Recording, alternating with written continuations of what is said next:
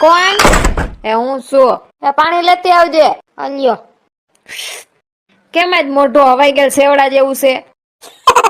શેનું શાક બનાવું? ગમે ઈ. હું વાંધો હોય જોઈએ.